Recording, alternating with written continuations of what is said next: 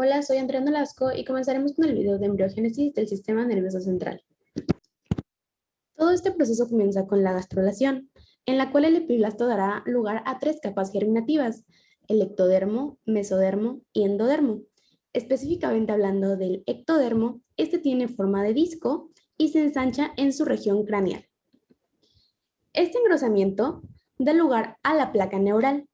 Las células de la placa neural como tal se formarán para el neuroectodermo y así se dará inicio a la neurulación. La extensión convergente de la placa neural hace que el ectodermo, específicamente el tubo neural, se alargue y se vuelva más estrecho. Todo ello mediado por la vía de la polaridad celular plana. Poco a poco, los bordes laterales comienzan a elevarse y así se forman los pliegues neurales. La depresión que queda en el centro, en la línea media, se denomina surco neural. Justo cuando los pliegues neurales se fusionan, es que está formado el tubo neural. Sin embargo, quedan dos neuroporos, uno anterior y uno posterior. Acá se pueden apreciar. El neuroporo anterior cierra en el día 25, teniendo alrededor de 18 a 20 somitas. Y el neuroporo posterior se fusiona completamente en el día 28, teniendo alrededor de 25 somitas. Es así como el sistema nervioso central queda representado por una parte cefálica ancha y por una parte caudal estrecha que dará lugar a la médula espinal. Hola, soy Kim y voy a presentar sobre médula espinal de capas y placas. Durante las fases del surco neural e inmediatamente después de cerrarse el tubo, las células se dividen con rapidez produciendo una cantidad creciente de células neuroepiteliales. En conjunto constituyen la capa neuroepitelial.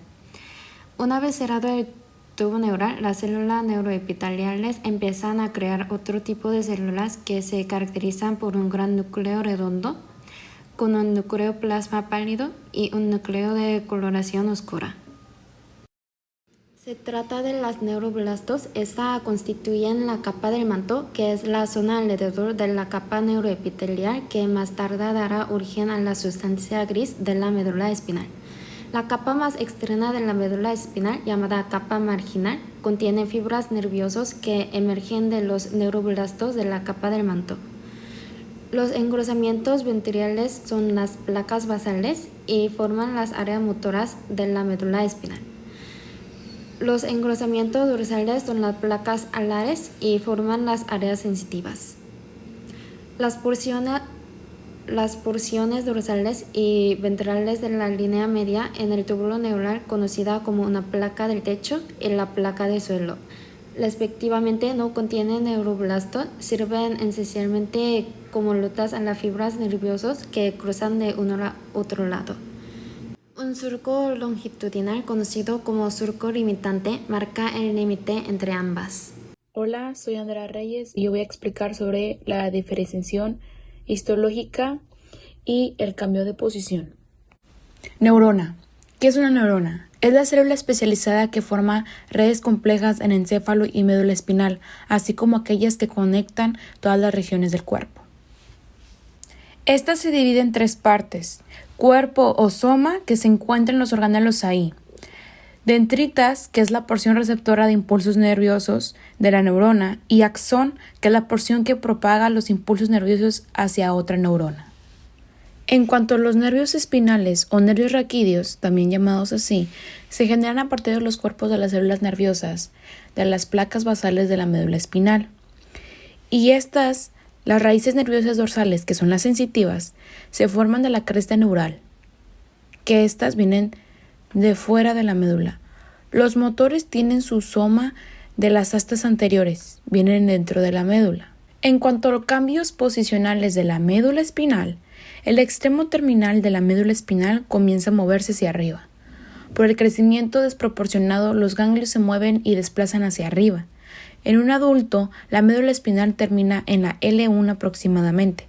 Después está el filum terminable, que son meninges que dan soporte y sostén. Hola, mi nombre es Eugenia Bernal y yo voy a hablar sobre el cerebro y específicamente del mesencéfalo y romboencéfalo. Bueno, en la cuarta semana del desarrollo, en el extremo cefálico del tubo neural, se forman las vesículas cerebrales primarias, que son 3 dilataciones. El prosencéfalo, cerebro anterior, el mesencéfalo o cerebro medio y el romboencéfalo o cerebro posterior. También aquí se forman 2 plegamientos importantes, que son el pliegue cervical en la unión del romboencéfalo y la médula espinal, y el pliegue cefálico en la región del mesencéfalo. Y en la quinta semana del desarrollo, las vesículas cerebrales primarias se dividen en 5 vesículas secundarias. El prosencéfalo se divide en telencéfalo y diencéfalo, el mesencéfalo continúa como mesencéfalo y el romboencéfalo se divide en metencéfalo y mielencéfalo. De nueva cuenta, yo, Andrea Nolasco, continuaré con el prosencéfalo. El prosencéfalo es la vesícula más superior y dará lugar al telencéfalo y al diencéfalo. El telencéfalo dará lugar a los hemisferios y también a los ventrículos laterales.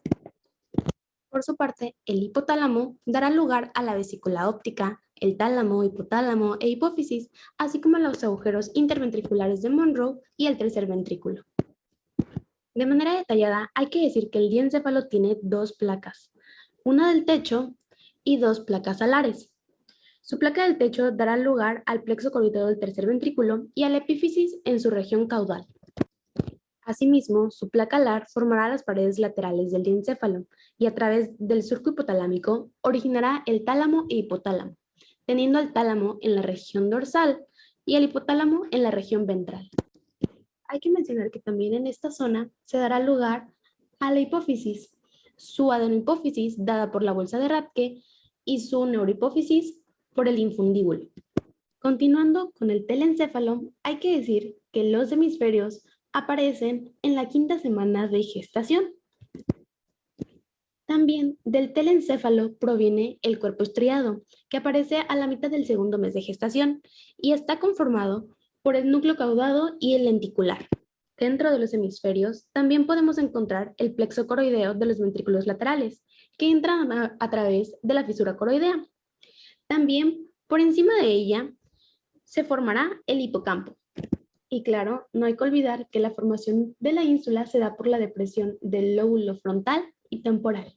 En lo que respecta a la corteza, esta está conformada o originada por el palio y los neuroblastos que migren de primera instancia quedarán de forma más interna, a comparación los últimos en migrar, que conformarán su capa superficial. Esta cuenta con una corteza motora conformada por células piramidales y también áreas sensitivas en donde se destacan las células granulares. Otro aspecto también muy importante del telencéfalo son sus comisuras, que conectan el lado izquierdo con el derecho. Los más importantes provienen de la lámina terminal, y entre estas comisuras destacan la anterior, hipocampal, la del cuerpo calloso, la posterior, la venular y la del quiasma óptico. Para finalizar, con el telencéfalo se hablará del olfato, ya que las placodas olfatorias tienen íntima relación con él.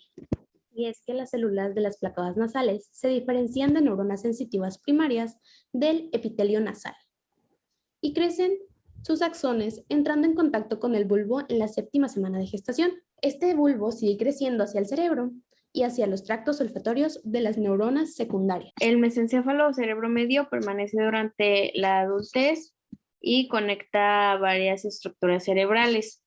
El metencéfalo da origen al puente, que es derivado de las placas basales y actúa como vía de paso para las fibras nerviosas entre la médula espinal y las cortezas cerebral y cerebelosa, y también da origen al cerebelo, que deriva de las placas alares y funge como centro de coordinación para la postura y el movimiento. El mielencéfalo da origen a la médula oblongata o bulbo raquídeo, que es una zona de transición entre el cerebro y la médula espinal.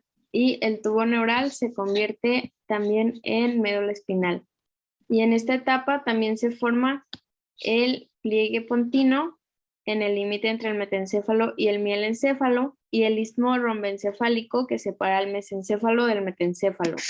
Hola, yo soy Nicole Ustaris y hoy voy a hablar sobre los pares craneales, el sistema nervioso autónomo o vegetativo que se divide en simpático y parasimpático, y también hablaré sobre la glándula suprarrenal.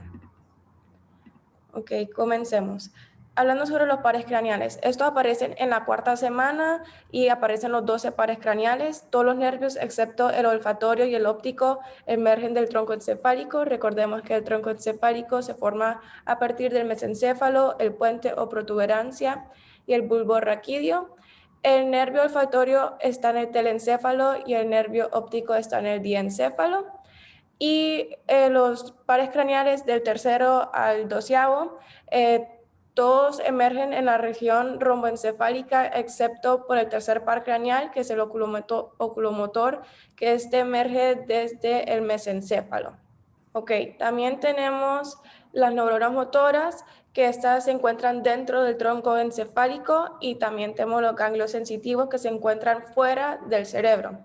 Estas se originan a partir de las placas ectodérmicas y también de las células de la cresta neural. Dentro de las placas ectodérmicas está lo nasal, lo óptico y las placas epibranquiales, que estas contribuyen a la formación de los ganglios para los nervios de los arcos faringios, que recordemos que son el trigémino, el facial, el glosofaringio y el vago.